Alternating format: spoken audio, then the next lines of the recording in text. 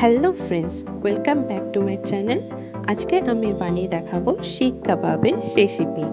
খুবই সহজভাবে বাড়িতে থাকা কিছু উপকরণ দিয়ে এই কাবাবটি ঝটপট বানিয়ে নিতে পারবেন। চলুন তাহলে দেখে নিই রেসিপি। সবার প্রথমে আমি এখানে নিয়ে নিয়েছি মাংসের টুকরো। খুব পাতলা করে এগুলোকে কেটে নিতে হবে। আমি এখানে 250 গ্রামের মতো মাংস নিয়েছি আর একটা পেঁপে নিয়ে নিয়েছি। পেঁপেটার যে খোসাটা আছে সেটা ভালোভাবে এখানে ছাড়িয়ে রেখে দিয়েছি। এবার আমি এখানে একটা ব্লেন্ডারের মধ্যে দিয়ে দিয়েছি 2টো কাঁচা লঙ্কা আর যে পেঁপের খোসাটা ছিল সেটা আমি এখানে দিয়ে দেবো। এর সাথে হালকা একটু জল অ্যাড করে এটাকে ভালোভাবে ব্লেন্ড করে নিতে হবে। এখন এর মধ্যে জলটা অ্যাড করে দিলাম। এবার আমি এটাকে খুব ভালোভাবে ব্লেন্ড করে নিয়েছি। মাংসের টুকরোটা খুব ভালোভাবে ধুয়ে নিয়েছি আর এখানে যে আমার ব্লেন্ড করা পেঁপেটা ছিল সেটা আমি দিয়ে দিচ্ছি। এখন এর মধ্যে দিয়ে দিচ্ছি 1 টিস্পুনের মতো আদা রসুনের পেস্ট, 1/2 টিস্পুনের মতো হলুদ গুঁড়ো আর দিচ্ছি 1/2 টিস্পুনের মতো রেড চিলি পাউডার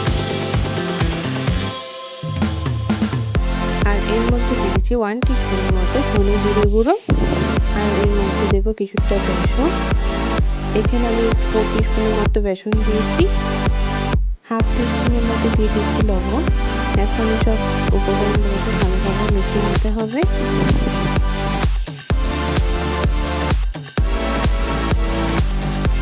দেখতেই পাচ্ছি আমার এখন এটাকে ভালোভাবে মাখানো হয়ে গেছে। এটা ভালোভাবে মিশিয়ে আমি কিছুক্ষণ থেকে রেস্টে রেখে দেবো। 1 ঘন্টা মতো রেস্টে রাখার পর আমি এখানে নিয়ে নিয়েছি 3টে স্টিকগুলোকে খুব ভালোভাবে আমি ধুয়ে নিয়েছি। এখন এই স্টিকগুলোতে যে মাংসের টুকরোগুলো ছিল সেগুলো এইভাবে গেঁথে নিতে হবে।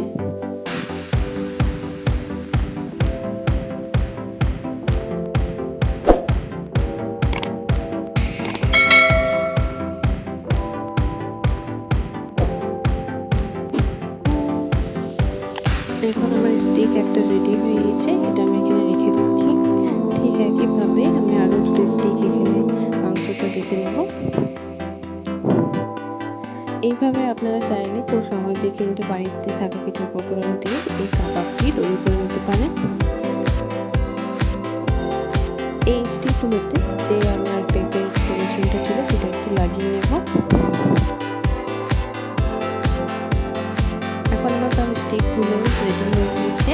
অন্যদিকে আমি একটা পাত্র গরম করে তার মধ্যে কিছুটা সরষের তেল দিয়ে এগুলোকে কম আঁচে এইভাবে ভেজে নেব। এটাকে একটু ঢাকা দিয়ে ভেজে নিতে হবে, কিন্তু এখন ফ্লেমটা বাড়ানো যাবে না, লো ফ্লেমে করতে হবে। দেখতে পাচ্ছি আমার কাবাবগুলো সব রেডি হয়ে গেছে। এখন আমি এগুলোকে একটু গ্যাস ওভেনে এইভাবে একটু কম দেবো, তাহলে এই যে কাবাবের যে তেলটা সেটা কিন্তু পারফেক্ট আসবে। আপনারা কিন্তু অবশ্যই বাড়িতে এগুলো ট্রাই করবেন। কেমন হয়েছে আমাকে অবশ্যই জানাবেন। আশা করি আপনাদের এই কাবাবের রেসিপিটি ভালো লাগবে। ঠিক একইভাবে আমি বাকি 2টো কাবাব রেডি করে নিয়েছি। দেখতে পাচ্ছি আমার কাবাবগুলো পুরো রেডি হয়ে গিয়েছে। আশা করি আমার এই রেসিপিটি আপনাদের ভালো লেগেছে। ভালো লেগে থাকলে অবশ্যই লাইক, কমেন্ট, সাবস্ক্রাইব করতে ভুলবেন না। ভিডিওটি পুরোটি দেখার জন্য অসংখ্য ধন্যবাদ।